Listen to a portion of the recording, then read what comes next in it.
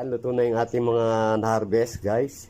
So, mga dabarkads, kain tayo. Meron tayong sariwang bunga ng malunggay from our garden, from our backyard. At meron tayong, syempre, yung ating fried fish na sariling harvestin natin from the sea. Okay, kain tayo. Sariwang-sariwang lahat. Sigurado mapaparami na naman ang kain natin ito. Ito yung paano kainin yung buwan ng malunggay. Sarap. Yun lang. Look, guys!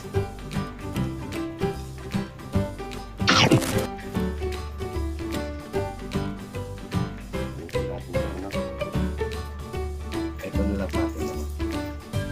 Yan.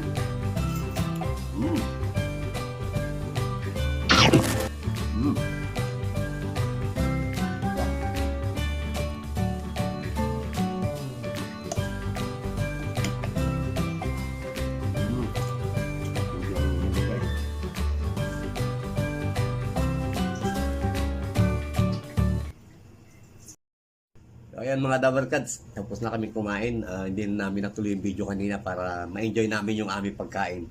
And ba talaga pag sariwang isda o sariwang gulay rin ang kain mo?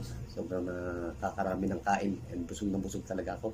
Eto, si Darling, hindi na yata makakatayo. Hindi na yata makatayo sa kinaupuan niya. Ayan. Ayan si Darling, hindi na yata makatayo sa kabusugan. Ano masasabi mo?